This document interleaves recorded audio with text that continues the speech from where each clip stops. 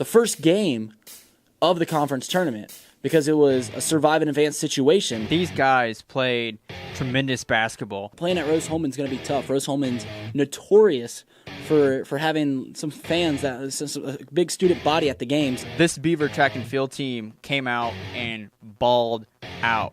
And we're back, and it was a fantastic week here in Bluffton Athletics. Of course, we're back here with the Beaver Dam. I'm Reid Mouse, joining along here with Tyler Avila. Ty, how you doing today? I'm doing great, buddy. Doing great.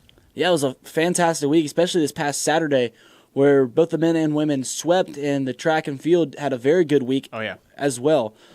So just jumping right into men's basketball, that's normally where we start out here. The men were going into this week there's 2 openings in the conference, and there was 3 teams trying to get in. It was Anderson, Franklin, and Bluffton. They went to Manchester on Wednesday, lost. That was a heartbreaking loss. Manchester is near the bottom of the conference. They lost that game 85-81. It was a really closely contested ball game, actually. The first half was not separated by more than one possession until the final minute. So it was just back and forth. Everything was going down.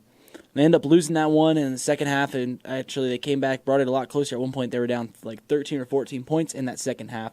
But the women won in a blowout on Wednesday. Yep. They come this Saturday. Franklin comes in, and like I said, Franklin was one of those 3 teams fighting for that 2 spots. Anderson already clinched. So it was really the first game of the conference tournament because it was a survive and advance situation. Franklin's playing really well, Bluffton, and they come in at this, and actually Bluffton's won the last 6 matchups against, at least the last 6 matchups against Franklin. And they come in, and they blow them completely out of the water. Yeah. Final score was 96-73. We actually never seen them score like that all season. Normally the scores are very low scoring. We actually talked to Coach Justice and Kevin earlier this year, and they talk about how defense is something that they're really priding. Their scores are always low scoring, but then they come out. There were 3 starting guards up in over 20 points, led by Andrew Renner, who had 27 points, and on a senior day, you couldn't ask for much more. Oh, no. These guys played tremendous basketball. I mean, they were down 8-0, and then as soon as they started hitting their shots, the lead was theirs for the entire game. Andrew Renner, Andrew Hunter, Kevin Christie, they all had fantastic games. But the key thing is, Reid, Max Glass was not a key factor defensively. Coach Neal saw that he was not doing well against John Beinecke, Franklin's big man down in the post, so he made the switch to pull Max Glass and play Isaiah Taylor and Mandel Ransall. Yeah, we saw John Beinecke. He's their senior center. He's 6'7". He's a big guy, right? Yeah. Like, he's a big guy. And huge. He was absolutely just manhandling Max and Austin Buchholz, who started the game. And Coach, you're right. Coach Neal saw that right away, and he put in a couple other defensive players. We've seen Isaiah Taylor play very well defensively this year. But the real one that shined was Mandel Ransall, who hasn't seen a whole lot of time. He comes in sparingly here and there, and he does a good job when he's in. But Saturday was his time to shine, and he really stopped Beinecke that entire game. Had a few blocks on him. Beinecke couldn't move. It was just for how long Mandel was. He couldn't find a way. He couldn't back Mandel down. It was just a fantastic game and a real showing out day for Mandel Ransall. Yeah, Mandel and Isaiah Taylor limited Beinecke to what he is used to doing. He went 4 for 7, so it wasn't a bad first half for Beinecke.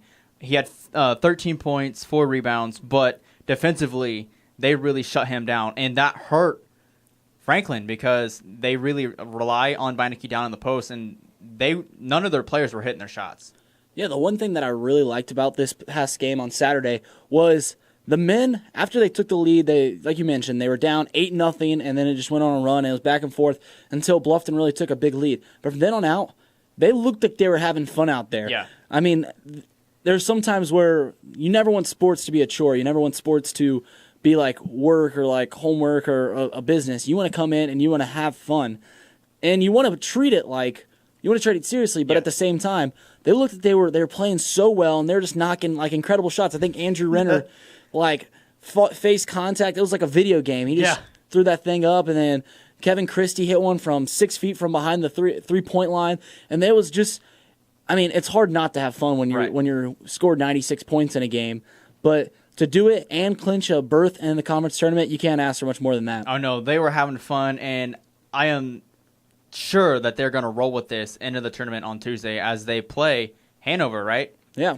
They play Hanover at Hanover, so they're going to have a tough game this Tuesday, right? Yes. They don't have the bye. So Tuesday they have Hanover, but if they shoot like they did on Saturday, my goodness, Reid, they're going to have a heyday. Well, yeah, when there was 3 teams at the top of this conference, Mount St. Joseph, Rose-Hulman, and Hanover, and Bluffton beat Mount St. Joseph one time this year, but out of those 3 teams, out of any of those 3 teams that Bluffton should feel the most comfortable playing is Hanover, because even though they haven't beat them in a while, the games are so closely contested. Every single time that they've come, that we've caught a game in the Sommer Center, it's been coming down to the wire. This year, it came down to Cam Fales, their Hanover starting point guard. He marched his way right across court, went coast to coast, and made a layup at the last second to give their team a 2-point victory. It was 1 point. Yeah, it was 71-70. Yeah. But out of those 3 teams, that's the most comfortable team. And actually, Mount St. Joseph choked away a chance to host the tournament. Yeah. They were in sole possession of the lead, and they were going to Earlham, who historically, and including this year, hasn't been very good. And they lost to Earlham, which gave Rose-Hulman the chance to host. So Rose-Hulman got the 1 seed, Mount St. Joe the 2 seed, but still Hanover, out of those 3 teams, Bluffton should feel good. I mean, it's still a tall task. Yeah. They're still gonna it's still gonna be an upset if they win. But at the same time, out of those 3 teams, that's the one I feel most comfortable with them playing. Bluffton 0-2 this year against Hanover in the season. So third time's a charm, right? That's the magical saying. Third time's a charm. And if they play offensively like they have been, they just can't get too confident, because when they get too confident, and we've seen it earlier in the year, that they're making their shots in the first half, but then in the second half, it just kind of dwindles down. But the second half of this game this past Saturday, if they shoot like that, because they improved. They shot from the field in the first half on Saturday 50%. Then they went to about 56% from the field in the second half. They were about 1% down from the three-point line, but they never hit under 50. So if they are continually hitting their shots and playing tremendous defense, they have a chance not only to beat Hanover on Tuesday, but to make it a good distance in this tournament.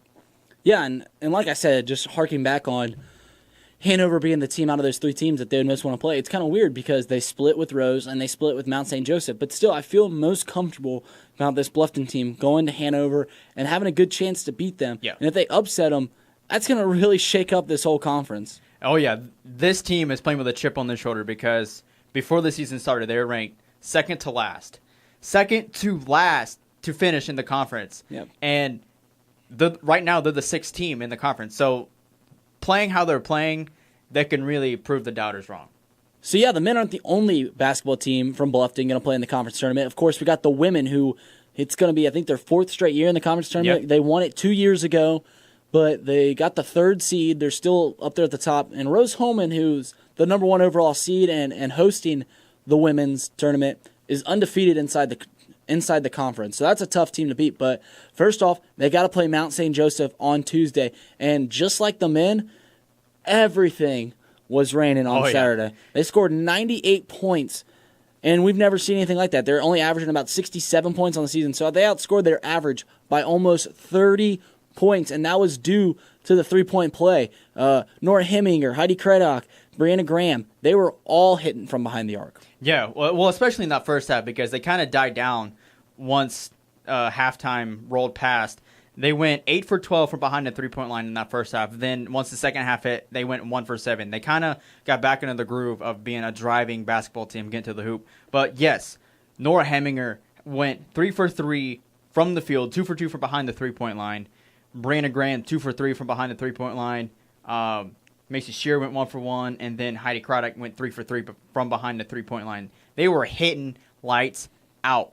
And if they can continue to have the role players essentially have great games and also rely on their big 3 in Casey, Macy, and TJ, they can go all the way as well in this tournament. Yeah, speaking of their big 3, I mean, who can stop Casey Rao right now? She's on an absolute tear. She's been player of the week, I think, 3 different times this conference, this season.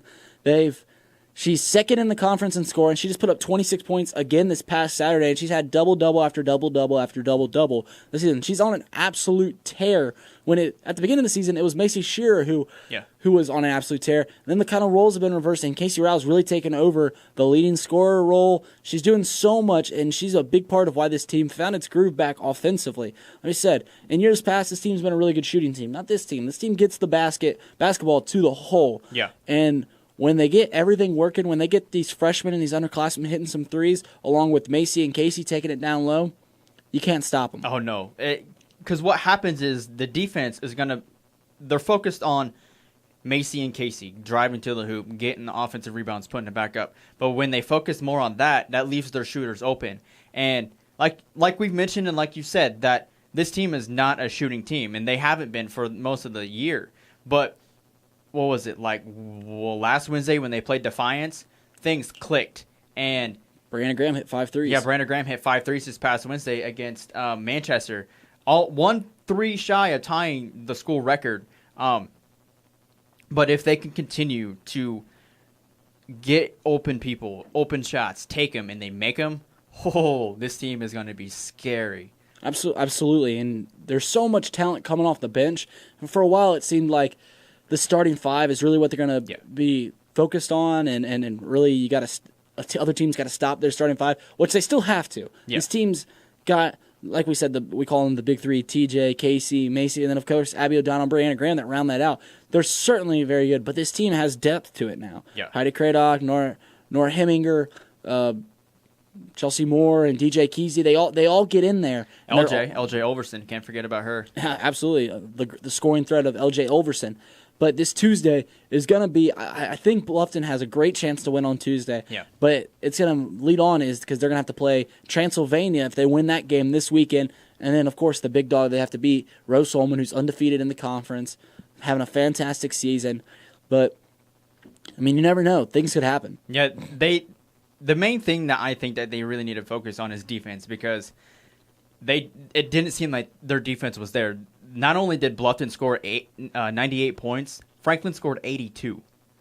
And Franklin, they're not a very good shooting team, but they came to play. And this was a do-or-die situation for Franklin as well, because there was, 4 teams tied for that 6th spot for the women's? For 2 spots, For 2 spots? Okay, so Franklin really needed to show up, and they didn't in that first half. Bluffton still kind of had him on the little string, but once the second half came back around, Franklin shot extremely well. They went about 48% from the field, 53% from the three, and then they only missed 1 free throw in that second half. So, I mean, if they would have kept it close in the first half, Franklin could have easily upset Bluffton here on Saturday. Yeah, by absolutely no means, if Bluffton wins this conference tournament, will it be an upset.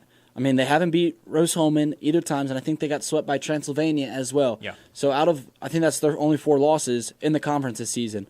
So they've got to beat those teams, but no one's counting them out. They're a fantastic team. No, everyone in the conference knows that they're going to have to play this team really well, and the same goes for the men. Even though the men got the 6th spot, no teams are looking past Bluffton right now. No. Especially, they know that Bluffton plays a lot better at home, because we've kind of assumed that the Sommer Center is one of the toughest places to play in the HCAC. But there's no doubt the other places in the conference are tough as well. They really need to focus in on and have their goal set on reaching that championship if they want to succeed. Yeah, playing at Rose-Hulman is going to be tough. Rose-Hulman's notorious for having some fans, a big student body at the games that heckle the crowd and whatnot. I remember playing baseball there. They come on out there. They heckle you the entire time. It's all in good fun, but it's a tough place to play, no doubt. So moving on to track and field, I'm actually gonna let Ty take the lead, as he is much more adept at talking about track and field than I am, truth be told. All right. Well, this weekend was the HCAC Championship meet at Anderson, and this Beaver track and field team came out and balled out. The women placed 2nd, and that's the highest placing in school history. Junior Couture Warlick, she won the 60-meter dash, PR time of 8.06 seconds. That broke her school record. Congrats. Second in the 200-meter dash, PR of 27.13 seconds. Congrats. Alexis Cash was cash money. Yeah, she was money. She's been money all this year. Yes, she has. Cross country as well. She won the 3,000-meter dash. Congrats. 3,000-meter run, I should say. It's not a dash. Placed third in the mile. Freshman Tori Bowen won the women's pole vault with a vault of 11 feet and 9 inches. Junior Sarah Oliver placed third in the pole vault with 10 feet 7 inches. Freshman Gabe Macon won pole vault and set a Bluffton school record and HCAC Championship meet record with 15 feet 7 inches. That is outsane. Yeah, I mean, he's going to nationals. Yeah. He qualified for nationals, and he still only came in second place for the pole vault. No, he won it. He won it. Oh, yeah, he won it. So, congrats to Gabe. I mean, yeah, Gabe had a heck of a year. School record. I know they were really putting that one out there, and it's coming to an end. Is it over? I think that they have nationals, and then they have nationals. They got a few more. Oh, they got spring. I forgot about spring. Nationals was at the first week of March, and then the next week after they start outdoor track. But track and field right now is not done. Dakota Frost, who's had a heck of a year in cross country and indoor track, he broke his own school record in the 5K, the 3 mile, with a 15:40, and then the men finished out the meet and placed 5th as a team. And then the track and field, outdoor track and field, starts March 16th and the 17th as they travel to Lexington, Virginia to compete at Washington and Lee University. Yeah, so congratulations to our track and field teams. They showed a fantastic season on the indoor track, and they still got nationals coming up. A few people competing in that. The women having the best season in school history, and so many personal records broke, so many school records broke. It's a great time to be a Beaver right now. Yeah. I mean, every single team has done very well this winter. The men, women, both going to the conference tournament. Track and field having the best season in their history. It's just simply a great time to be a Beaver. Yeah. From transition from the fall, which we had a lot of great fall sports to do a lot of great things, and then now the winter. Basketball, like you said, in the tournament, track and field's having a heyday, and then outdoor track starting, and then baseball and softball is right around the corner, getting ready to swing into action. Yeah, quite honestly, Bluffton hasn't been known as a historically very good athletic school. I mean, every stat sheet we get comes with an all-time record between the two schools, and outside of Earlham and Defiance, Bluffton's losing every single one of those all-time things. I think the Franklin's women. The women have won the last seven contests between Franklin women and Bluffton. Oh my goodness! But still, the record, Bluffton's losing 29-10. So they've only won 3 other times in all the years that we've been playing Franklin. But these last 7.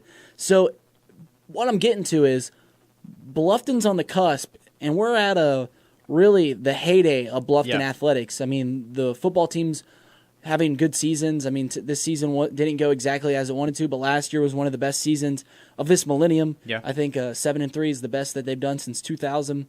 The women volleyball they won 4 straight conference titles. They lost this year, but they won 4 straight. The basketball they won 2 years ago. We're just on the cusp of something great here at Bluffton.